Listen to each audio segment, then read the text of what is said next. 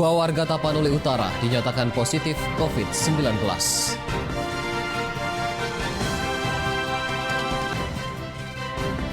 Tim SAR gabungan masih melakukan pencarian satu korban hilang yang terseret banjir bandang di Sibiru-Biru, Deli Serdang. Sejumlah daerah masih melakukan kegiatan pemberian bantuan kepada warga terdampak COVID-19. Halo pemirsa, senang sekali kami dapat kembali hadir di hadapan Anda dalam program Wajah Sumut edisi Kamis 16 April 2020. Selain 3 berita utama tadi, kami juga telah menyiapkan informasi menarik lainnya selama 30 menit ke depan. Bersama saya, Dana Pangaribuan, kita sambut Wajah Sumut selengkapnya.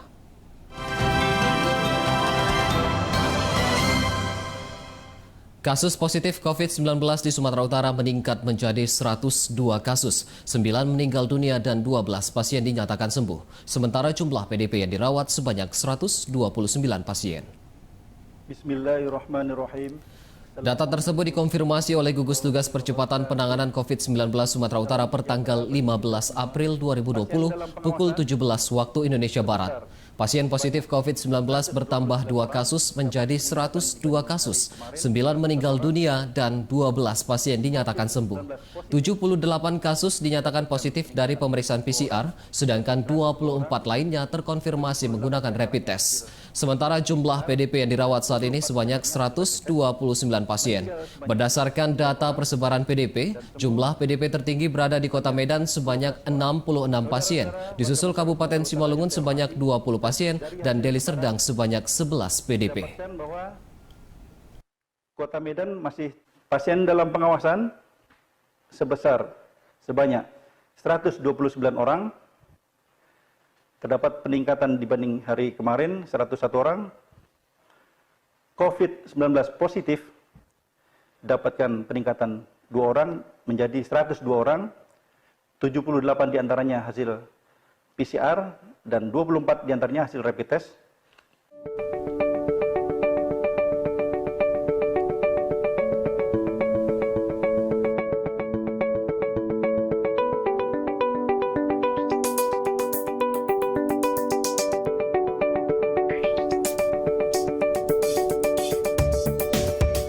Pemirsa, 2 warga Tapanuli Utara dinyatakan positif COVID-19. 1 orang dirujuk ke Rumah Sakit Umum Pirnga di Medan, sementara 1 orang lainnya dirawat di ruang isolasi RSU Tarutung.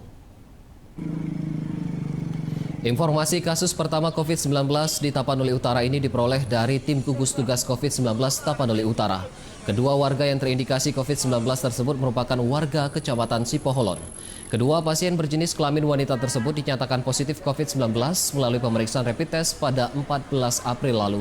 1 pasien kemudian dirujuk ke RSU Pirnga di Medan, sementara 1 orang lainnya yang merupakan tenaga medis kini dirawat di ruang isolasi RSU Tarutung, Tapanuli Utara. Ketua Tim Gugus Tugas COVID-19 Tapanuli Utara Nixon Nababan mengatakan kedua pasien diduga berstatus OTG atau orang tanpa gejala. Mengantisipasi terjadinya penyebaran virus, kompleks perumahan tempat tinggal pasien telah dilakukan penyemprotan cairan disinfektan, sementara seluruh tim medis di puskesmas diliburkan dan diwajibkan menjalani karantina mandiri selama 14 hari. Langkah-langkah yang sudah kita lakukan mulai tadi malam begitu kita tahu setelah di rapid test 3 kali, itu langsung kita rujuk ke Pirnga di Medan. Kemudian tadi pagi di stressing pegawai puskesmas, ternyata ada 1 orang yang positif setelah di rapid. Nah sekarang kita isolasi di Rumah Sakit Tarutung. Pasca 2 orang warga dinyatakan positif COVID-19, pemerintah Kabupaten Tapanuli Utara akan menambah ruang isolasi. Penambahan ruang isolasi dinilai mendesak seiring dengan ditetapkannya RSU Tarutung sebagai rumah sakit rujukan COVID-19. Saat ini RSU Tarutung memiliki 4 ruang isolasi untuk penanganan pasien COVID-19. Jumlah ini dianggap minim sehingga perlu penambahan ruangan. Ruang isolasi yang akan ditambah diperuntukkan sebagai ruang isolasi pasien dalam pemantauan maupun orang tanpa gejala. Sekretaris Gugus Tugas COVID-19 Tapanuli Utara Indra Simaremare mengatakan ada 3 tempat yang akan menjadi lokasi penambahan ruang isolasi. Pertama, bekas ruang kelas akademik keperawatan Tarutung sebanyak 10 ruangan. Lokasi kedua, perumahan Hineni Regensi yang berada di Sipoholon dan Balai Penyuluhan Pangan Kantor Dinas Pertanian yang berada di Siarang-Arang, Tarutung. Penetapan lokasi ini selanjutnya akan disosialisasikan kepada masyarakat sekitar. Sementara yang untuk OTG dan untuk ODP kita rencanakan mau di tempat Fatima Regensi dulu, akan kembali kita sosialisasikan kepada masyarakat bagaimana masyarakat supaya jangan melakukan penolakan. Yang selanjutnya nanti akan kita siapkan di Balai Pelatihan Siarang-Arang ini. Pasca 1 orang warga terdeteksi COVID-19, tim gugus tugas COVID-19 Kota Tebing Tinggi melakukan penyemprotan cairan disinfektan di sekitar lingkungan tempat tinggal warga yang positif COVID-19. Penyemprotan cairan disinfektan dilakukan dengan menggunakan 2 unit mobil pemadam kebakaran pemerintah Kota Tebing Tinggi. Cairan disinfektan disemprotkan ke badan jalan serta halaman rumah warga dengan radius sekitar 500 meter dari tempat tinggal pasien positif COVID-19. Sebelumnya dilaporkan bahwa seorang warga Kota Tebing Tinggi yang dirawat di Rumah Sakit GL Tobing, Deli Serdang dinyatakan positif COVID-19 berdasarkan hasil swab. Kasus tersebut pun menjadi kasus pertama positif COVID-19 di Kota Tebing Tinggi. Berdasarkan data gugus tugas percepatan penanganan COVID-19 Kota Tebing Tinggi, hingga kini jumlah orang dalam pemantauan sebanyak 584 orang dan PDP sebanyak 8 orang. Untuk status Kota Tebing Tinggi, kita belum bisa mengadakan hal yang darurat, tapi ini sudah menjadi perhatian penuh kita karena 1 sudah ada positif. Zonanya Kita belum bisa zona merah. Belum. Penentuan zona merah. Pelaksana tugas Wali Kota Medan Ahyar Nasution memastikan pelayanan di Puskesmas Selayang 2 Medan tidak akan dihentikan pasca sempat dinyatakannya 5 petugas medis dan kepala puskesmas positif COVID-19 melalui pemeriksaan awal rapid test. Hal tersebut disampaikan PLT Wali Kota Medan Ahyar Nasution. Pelayanan Puskesmas Selayang 2 Medan tidak akan ditutup, namun pelayanan dilakukan terbatas dengan mengurangi jam kerja. Selain itu, seluruh ruangan dan alat di Puskesmas juga telah disterilisasikan agar dapat digunakan kembali melayani masyarakat. Sebelumnya, berdasarkan hasil pemeriksaan awal melalui rapid test, Kepala Puskesmas UPT Selayang 2 bersama 5 petugas medis sempat dinyatakan positif COVID-19. Namun setelah dilakukan pemeriksaan rapid test kedua, ke-6 tenaga medis tersebut dinyatakan negatif COVID-19. Meski demikian, mereka tetap harus menjalani isolasi di rumah masing-masing. Sementara itu, PLT Wali Kota Medan juga mengapresiasi kinerja para tim medis, baik rumah sakit maupun puskesmas yang telah berjuang sebagai garda terdepan melawan COVID-19.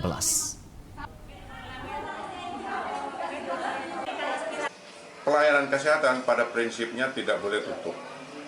Dilakukan pergiliran penugasan yang diatur oleh Kepala Puskesmas dan Dinas Kesehatan. Jadi puskesmas tersebut tetap beroperasi dengan melakukan protokol-protokol kesehatan. Pemirsa, usai jeda akan hadir informasi mengenai tim SAR gabungan masih melakukan pencarian 1 korban hilang yang terseret banjir bandang di Sibiru-Biru, Deli Serdang.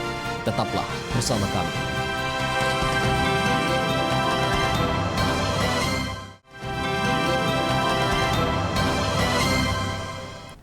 Anda masih bersama kami di Wajah Sumut. Tim SAR gabungan masih melakukan pencarian 1 korban hilang akibat terseret banjir bandang di Sungai Seruai objek wisata Kasanopa Sibiru-Biru, Kecamatan Sibiru-Biru, Kabupaten Deli Serdang.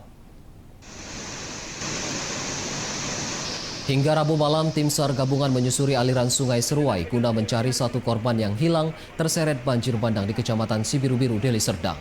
Pencarian dilakukan dengan menggunakan perahu rafting dibantu TNI Polri dan masyarakat. Pasca banjir bandang yang terjadi Selasa lalu, debit air sungai sudah mulai surut sehingga lebih memudahkan pencarian korban. Namun hingga kini korban masih belum ditemukan dan pencarian dilanjutkan pagi tadi di titik yang berbeda. Banjir bandang melanda kawasan Sungai Seruai, Kecamatan Sibiru-Biru, Kabupaten Deli Serdang yang mengakibatkan 1 orang meninggal dunia. 1 orang selamat yang kini menjalani perawatan di Rumah Sakit Sembiring Deli Tua, sedangkan 1 lainnya masih dalam pencarian.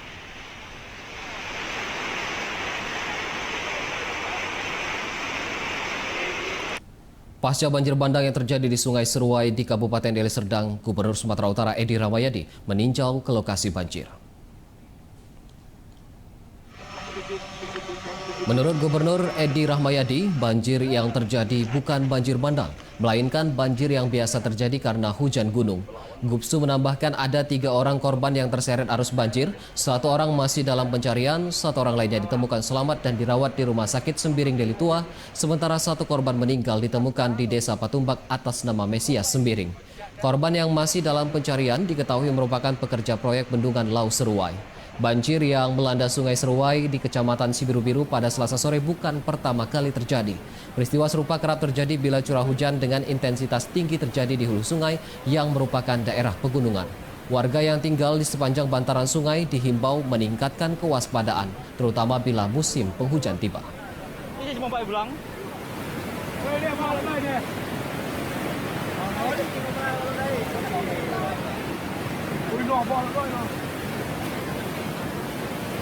Jadi setiap saat dan sering kalau di atas itu hujan deras, itu air naik di sini.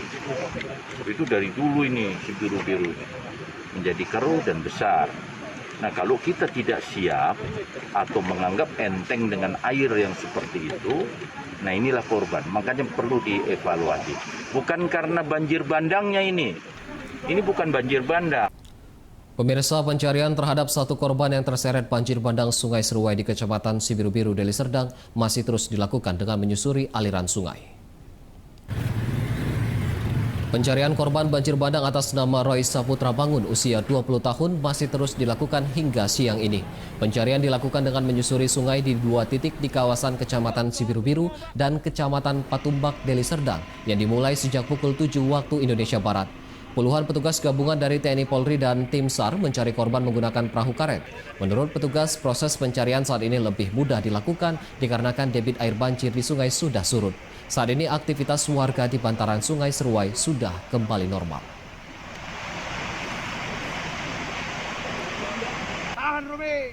Kita beralih ke berita lain. Satres Narkoba Polres Pelabuhan Belawan menangkap seorang pengedar narkoba di salah satu komplek perumahan di Kecamatan Medan Timur.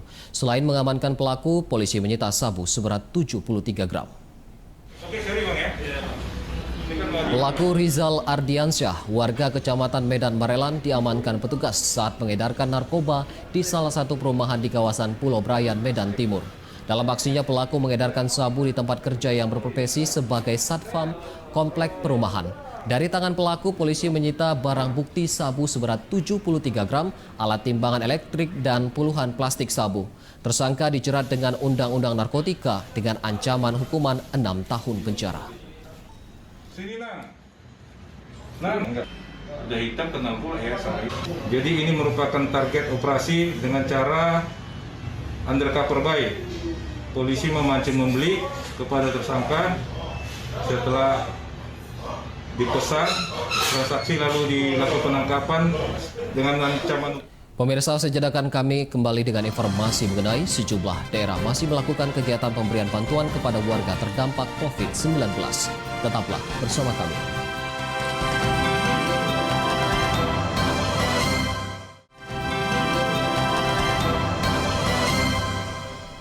Kembali lagi di Wajah Sumut, Polres Toba bekerja sama dengan Kodim 0210 Tapanuli Utara membuka dapur umum dalam rangka penanggulangan penyebaran COVID-19 di Balige, Kabupaten Toba. Dapur umum diperuntukkan bagi masyarakat Balige yang kurang mampu akibat dampak situasi penyebaran virus corona. Dapur umum berupa 1 unit mobil box yang dimodifikasi sebagai tempat memasak dan pengolahan bahan masakan. Dapur umum ditempatkan di halaman Polsek Balige dengan melibatkan personil Polres Toba bekerja sama dengan Koramil Balige. Dapur umum yang akan menyediakan makanan sebanyak 300 porsi bagi masyarakat kurang mampu. Kapolres Toba AKBP Agus Waluyo mengatakan rencananya dapur umum akan dibuka selama 40 hari ke depan dengan berpindah lokasi setiap harinya di tiap kecamatan untuk membantu warga yang kurang mampu di tengah pandemi COVID-19.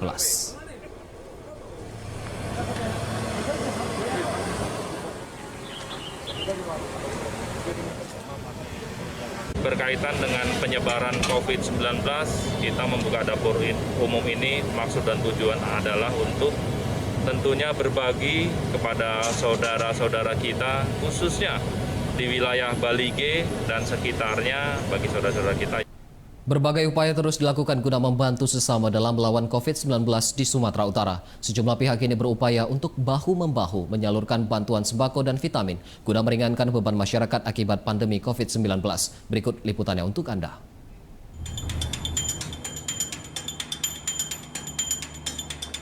Eskalasi penularan COVID-19 di Sumatera Utara terus mengalami peningkatan. Gugus Tugas Percepatan Penanganan COVID-19 Sumatera Utara per tanggal 15 April 2020 mencatat jumlah kasus positif mencapai 102 kasus dan 129 PDP. Pandemi COVID-19 yang masih terus terjadi berdampak pada lesunya perekonomian masyarakat, khususnya masyarakat menengah ke bawah. Sejumlah upaya pun kini gencar dilakukan berbagai pihak guna membantu sesama melawan COVID-19. Seperti yang dilakukan organisasi wanita Kota Tanjung Balai yang membagikan puluhan paket sembako kepada warga kurang mampu dan lansia di Kelurahan Selat Tanjung, Medan, Tanjung Balai. Bantuan sembako berupa beras, mie instan, dan gula diharapkan dapat meringankan beban warga nelayan di tengah pandemi COVID-19. Tak hanya organisasi wanita, Ormas DPC Pejuang Bravo 5 juga membagikan 1.000 paket sembako dan masker kepada warga di wilayah Kabupaten Serdang Bedagai, dimulai dari Kecamatan Sebamban, Serampah, Teluk Mengkudu, hingga Kecamatan Perbaungan. Bantuan tersebut langsung diberikan pada warga yang umumnya bekerja sebagai pengemudi becak dan ojek online. Sementara itu di Kabupaten Nias Utara, pemerintah desa Hiligoduhoya, Kecamatan Lahewa, membagikan ratusan paket vitamin gratis kepada masyarakat. Setiap paket yang diberikan berisi vitamin C dan E untuk dewasa dan anak-anak, beserta hand sanitizer yang akan diberikan secara berkelanjutan selama 3 bulan yang dianggarkan dari dana desa tahun 2020. Aksi sosial peduli sesama dengan berbagi sembako menjadi upaya yang bisa kita terapkan bersama meringankan beban warga kurang mampu yang terdampak COVID-19. Mari peduli, tingkatkan kewaspadaan, bantu sesama kita lawan COVID-19. Tim Liputan Metro TV.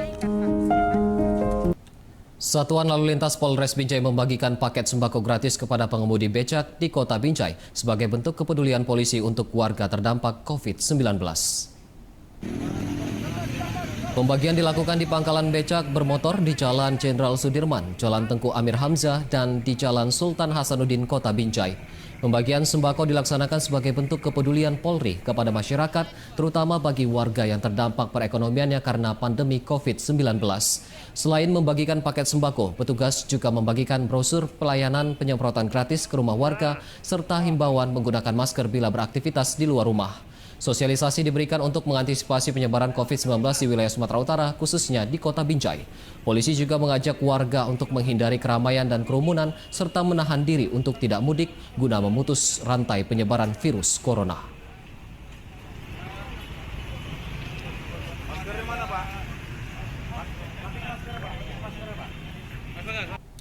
Pemirsa, keputusan pemerintah memberlakukan siswa belajar di rumah untuk mencegah penyebaran virus corona telah berjalan sejak 18 Maret lalu. Kegiatan belajar pun dilakukan dari rumah dengan melibatkan orang tua dan murid. Informasi tersebut sekaligus menjadi penutup Wajah Sumur edisi hari ini. Saya Dana Pangribuan beserta kru yang bertugas mengucapkan terima kasih. Tetaplah terapkan pola hidup sehat dan bersih. Jangan lupa gunakan masker, bersatu kita cegah lawan corona. Terima kasih. Hai anak-anak, apa kabar? Gimana belajar dari rumah? Masih lancar? Pagi Bu Dora. Oke, mantap. Kalau masih lancar, masih semangat, tetap semangat. Sistem belajar di rumah menggunakan perantara gawai dan koneksi internet untuk mempertemukan guru dan murid secara online menjadi salah satu cara yang dilakukan untuk membantu anak mendapatkan pendidikan. Seperti yang dilakukan murid Sekolah Dasar Kartika 1 di Jalan Gaperta, Kota Medan, Bintang dan adiknya Bulan. Setiap hari kakak beradik ini memulai aktivitas belajar di rumah mulai pukul 9 hingga pukul 10 waktu Indonesia Barat. Aktivitas dimulai dari belajar membaca, berhitung, hingga mengerjakan pekerjaan rumah dari guru. Pengalaman belajar di rumah ini menjadi rutinitas setiap hari yang dilaksanakan keduanya dengan mendapat pendampingan dari orang tua. Meski metode belajar tidak mempertemukan murid dan guru, namun semangat untuk giat belajar selalu diberikan oleh guru melalui rekaman video yang dikirim ke masing-masing murid melalui layanan media sosial. Hai anak-anak, apa kabar? Gimana belajar dari rumah? Masih lancar? Oke, mantap. Kalau masih lancar, masih semangat, tetap semangat. Kita mau tepuk semangat dulu ya. Tepuk semangat. Hop, hop. Hop, hop. Yeay. Meski metode belajar menggunakan gawai dan media sosial dapat membantu aktivitas belajar, namun Bintang dan Bulan menyimpan kerinduan belajar bersama guru dan teman di sekolahnya. Virus corona ganggu aktivitas belajar di sekolah. Saya rindu belajar di sekolah. Saya rindu ibu dan bapak guru dan bermain bersama teman-teman di sekolah. Kedua kakak beradik ini berharap pandemi COVID-19 bisa segera berakhir di Indonesia agar aktivitas belajar di sekolah bisa kembali berjalan normal dan dapat bertemu serta bermain bersama dengan teman sekelas. Dari Medan, Sumatera Utara, Koko Hendrawan, Metro TV.